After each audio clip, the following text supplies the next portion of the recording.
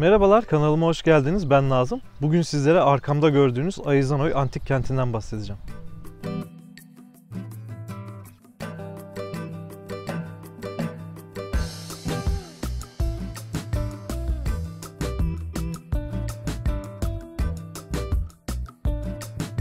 Ayızanoy Antik Kenti, Kütahya'ya 60 km mesafedeki Çavdarhisar ilçesinde bulunuyor. Burada ziyaretçilerin temel ihtiyaçlarını karşılayabileceği bir alanda yapılmış. Giriş ücreti arkadaşlar 15 TL. Ayızanoy'daki turumuza buradaki en önemli ve dünyanın en iyi durumdaki Zeus tapınağı olan yapıyla başlıyoruz. Ayızanoy deyince ilk akla gelen burası olsa da aslında Ayızanoy buradan ibaret değil arkadaşlar. Buradaki en önemli noktaları sizlere göstermeye çalışacağım. Bu yapı yaklaşık 2000 yıllık bir tarihe sahip ve Roma döneminde büyük zorluklarla yapılmış. Yapımında yaşanan aksiliklerle ilgili İmparator Hadrian'la kent arasındaki bir mektuplaşma olmuş ve o mektubu da arkadaşlar buraya işlemişler. Bu yapıdaki en önemli detaylardan biri de burada gördüğünüz 10 metrelik sütunların monolit yani tek parça olması. Bunun sebebi de yapılan ihtişamlı yapıyla Roma'ya kendini ispat edebilmek.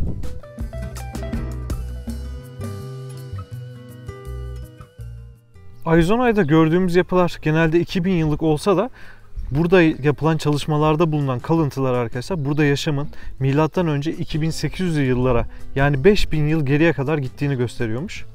Burada yaşadığı düşünülen ilk topluluk Frikliler, daha sonra ise Bergama Krallığı'na bağlanıyor ve M.Ö. 133 yılında da Roma egemenliğine geçiyor.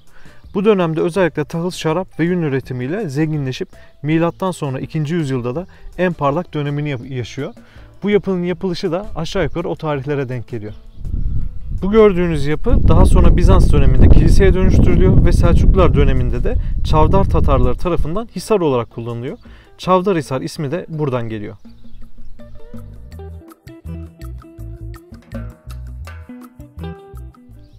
Bölgedeki yapılar 1824'te Avrupalı gezginler tarafından keşfediliyor ve 1926'da Alman Arkeoloji Enstitüsü'nce ilk kazılar yapılıyor. Uzun süre Almanlar tarafından kazılar devam ettiriliyor. 2011 yılından beri de Türk arkeologlar kazılara başlıyor. Roma döneminde 80 bin kişinin yaşadığı tahmin edilen bu kentte kazı ve tanıtım çalışmaları hızla devam ediyor. Geçtiğimiz günlerde burada Ayızanoy 2. Film Festivali düzenlendi ve Zeus Tapınağı'nda düzenlenen Göksel konseriyle festival noktalandı. Biz de o konsere geldik arkadaşlar. Gerçekten atmosfer bir konser dinlemek için harikaydı.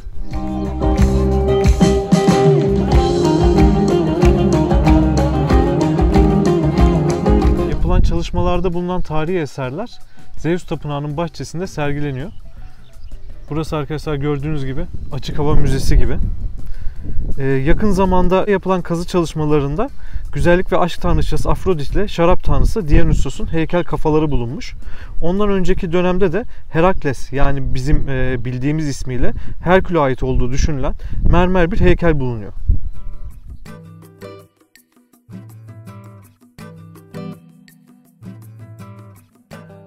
Burası da yine kesinlikle arkadaşlar kıymeti bilinmeyen yerlerden birisi.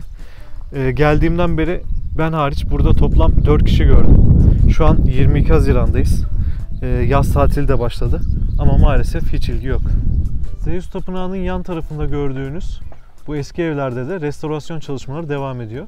Anladığım kadarıyla buralar restore işlemi bittikten sonra kafe veya otel olarak kullanılacak. Çalışmaların bu şekilde hızlı olması da çok önemli ve umut verici. Uzun süredir kıymeti yeterince bilinmeyen Ayızanoy yakın zamanda önemli bir turizm noktası olacağı benziyor. O zamanki inanışa göre Zeus için verilen adaklar ön kısımda kesiliyor ve pişirilen etlerin dumanları yukarı çıktıkça dileklerin kabul olduğu düşünülüyormuş arkadaşlar. Dumanlar ne kadar yukarıya çıkarsa o kadar kabul olacağına inanılıyormuş. O dönemde burada yaşayan halkta çift tapınım olduğu düşünülüyor. Yani Zeus dışında Anadolu'da yaygın olarak Frik ana tanrıçası olarak bilinen Kibele inanışına ait izler de var bu civarda. Ve hatta arkadaşlar şu gördüğünüz akroter, kadın akroteri, üzerinde kadın figürü bulunan akroterin Kibele'ye ait olduğu düşünülüyormuş. Fakat bir tapınakta sadece tek bir tanrıya inanışın, tek bir tanrıya tapınmanın olacağı düşünülünce bu inanıştan vazgeçilmiş. Bu akroter Medusa'yı da andırıyor arkadaşlar ama anladığım kadarıyla şu an tam olarak kim olduğu, neyi ifade ettiği bilinmiyor. Bu yapının alt kısmında da yine Anadolu'da benzeri olmayan bir yapı var. Şimdi oraya doğru inelim.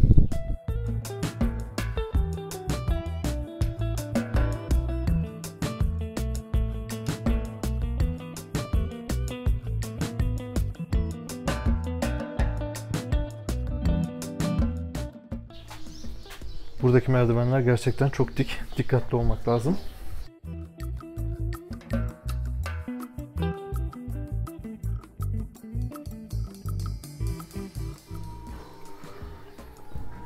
Birkaç saat önce yağmur yağmıştı. Şu an bu aralardan hala yağmur süzülüyor.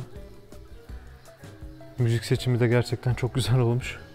Çok otantik bir hava kazandırmış buraya. Burada gördüğünüz gibi tonozlarla örülü bir yapı var arkadaşlar. Ekranda göründüğünden çok daha geniş olduğunu söylemem lazım. Ben de burayı izlerken bu kadar büyük bir yapı beklemiyordum. Bu gördüğünüz üst kısım oluşturulurken herhangi bir yapı malzemesi yapıştırma için kullanılmamış. Tamamen birbirine geçen taşlar sayesinde bu şekilde duruyormuş.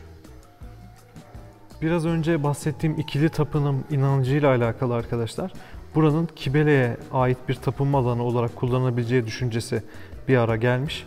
Fakat yine söylediğim, biraz önce bahsettiğim işte tek bir tapınakta sadece tek bir tanrıya tapınım olacağı düşüncesinden dolayı o fikirden vazgeçilmiş. Burası şu an tapınağa ait bir depo veya arşiv olduğu düşünülüyormuş. Burada yine dışarıdaki gibi bazı önemli mezar taşları bulunuyor. Özellikle dikkatimi çekenlerden birisi buydu arkadaşlar. Gladyatör mezar taşı.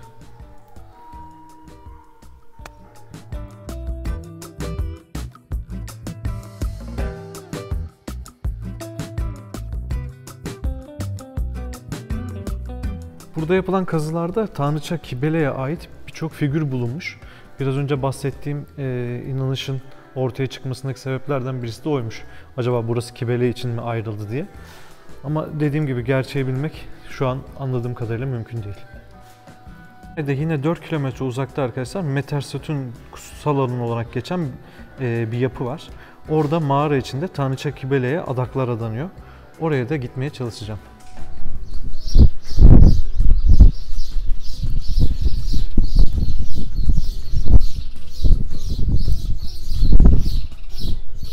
Zeus Tapınağı'nın duvarlarında arkadaşlar şurada gördüğünüz gibi birçok çizim var.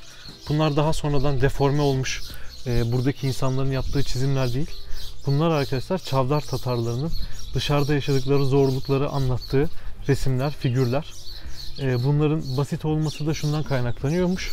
Bunları yapanlar arkadaşlar usta değil. Yani şu üstte gördüğünüz kısım tabii ki bu usta tarafından, bir taş ustası tarafından yapılmış. Ama buradaki çizimler o dönemdeki Çavdar Tatarlarındaki askerlerin yaptığı çizimler. Bu tapınağın yapılışındaki zorluklarla alakalı imparatorla geçen bir yazışmadan bahsetmiştim. İşte o yazışmanın duvara işlendiği kısım da burası.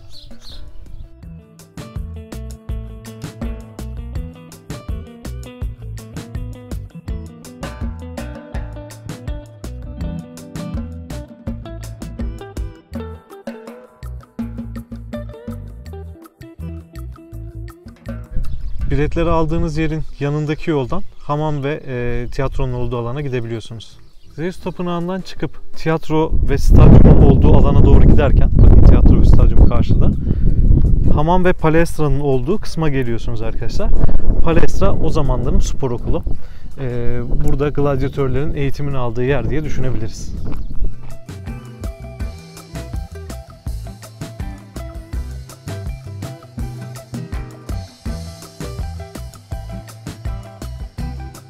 Kısımla ilgili de detaylı bilgi isterseniz durdurup okuyabilirsiniz. Burası da arkadaşlar tiyatro ve stadyum kompleksi olarak geçen yer. Bu ikisinin bu şekilde kompleks olarak yan yana olduğu bina gene örneği yokmuş arkadaşlar dünya üzerinde. Tiyatro 20.000, stadyumsa 13.000 kişilikmiş. Burası genelde Arizona'ya uğrayanların ihmal ettiği yerlerden birisi. İşin aslı, ben de ilk defa bu kısma geliyorum.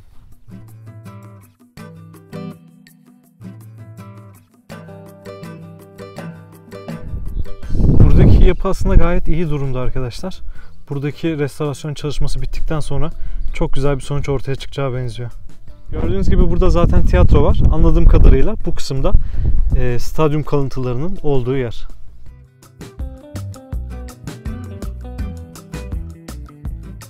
Detaylı bilgi için yine durdurup okuyabilirsiniz. Arizona'daki en önemli yapılardan birisi de burada gördüğünüz Makaleum, yani borsa binası. Burası 1970 Gediz depreminden sonra ortaya çıkmış. Bunun üzerinde bir cami varmış. Hatta şu arkada gördüğünüz arkadaşlar o caminin minaresinden kalanlar. Alman bilim adamları araştırma yapmak ve kalıntıları ortaya çıkarmak istiyorlar. Halkın tepkisini çekmemek için de hemen karşısına şurada gördüğünüz camiyi yapıyorlar veya yapımına destek oluyorlar. Burası aslında eski bir pazar yeri. Taze et ve balığın satıldığı bir yer. Peki buraya neden borsa deniyor? Bunun ise hikayesi birazcık daha farklı arkadaşlar. Tabii bugün düşündüğümüz borsa deyince aklınıza gelen devamlı işte piyasanın nabzın tutulduğu bir yer, sayıların devamlı değişken olduğu bir yer aklınıza gelmesin. Buraya borsa denmesinin sebebi Roma İmparatoru Diocletianus'un 301 yılında yüksek enflasyonla mücadele için tavan fiyatlar kararnamesi yayınlayıp Roma'ya bağlı şehir devletlerine göndermesinden kaynaklanıyor. Buraya gelen bu kararnameyi bu kalıntıların üzerine işliyorlar. Burada tam 1204 adet ürün veya hizmetin fiyatlandırılması belirleniyor arkadaşlar. Zaten şimdi yakın çekimle çektiğimde oradaki yazıları göreceksiniz. Artık üzerinden çok uzun seneler geçtiği için tabi yazılar okunabilir değil ama araştırmacılar burada 1204 adet ürün veya hizmetin fiyatının olduğunu belirlemişler. İşte buraya borsa denmesinin sebebi burada gördüğünüz tavan fiyat kararnamesindeki fiyatların burada sergilenmesi, yazılması. Bu kısımdan yine ayrıntılı bilgiler bulabilirsiniz arkadaşlar. Burada da bakın oradaki bazı ücretleri görüyorsunuz. Mesela avukat veya hukukçu şikayet başına 250 dinari alırken öğretmen öğrenci başına 50 dinari gibi bir ücret alıyormuş. Bilim adamlarına aylık 50 dinari, mimarlık öğretmenlerine o zaman için tabii ki çok önemli olduğu için öğrenci başına 100 dinari alabiliyormuş. Ve tabii ki önemli mesleklerden birisi o zaman için saray muhafızlığı. Yıllık 5500 dinari. Gene dediğim gibi bu bir tavan fiyatı arkadaşlar. Alt kısımda erkek aslan ve yaban domuzu da var. Demek ki arkadaşlar Roma'da aslan satışı da çok alışılagelmişin dışında bir durum değil. Makaleum'un hemen yanında da arkadaşlar Sütunlu Cadde var. Burası 3. yüzyılda Artemis Tapınağı'nın sökülmesi sonucu elde edilen malzemelerle yapılıyor. Artemis Tapınağı anlaşılan önemini yiterince o malzemelerle burası inşa ediliyor. Burası geçiş törenlerinin yapıldığı, dükkanların olduğu 450 metrelik bir ana cadde arkadaşlar. Burada aynı zamanda şehrin isminin yazıldığı bir yer de var. Şimdi orayı da size göstermeye çalışacağım. Sütunlu Cadde ile ilgili de ayrıntılı bilgileri burada bulabilirsiniz. Bahsettiğim şehrin isminin yazılı olduğu yerde bakın arkadaşlar burada.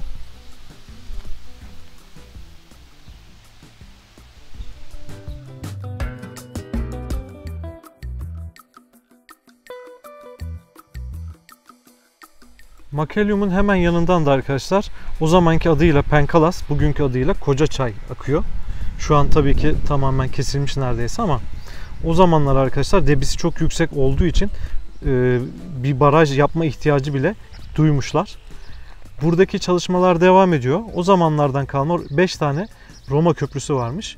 Şu an bunların 2 tanesi ayakta.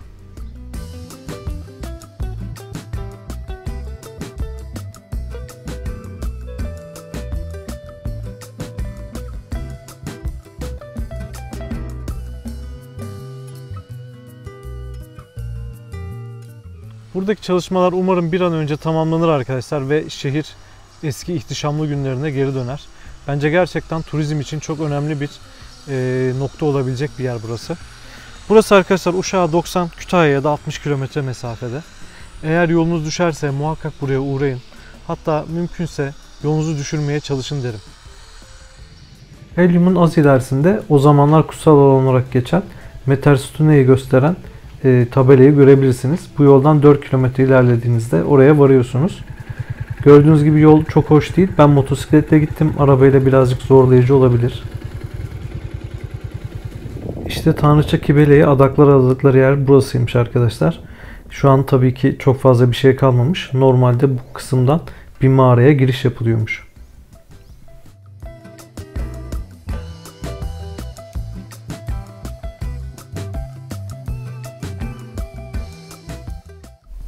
Arizona ile ilgili söyleyeceklerim şimdilik bu kadar. Bu tarz videoların devamının gelmesi için videomu beğenip kanalıma abone olursanız çok sevinirim. Görüşürüz.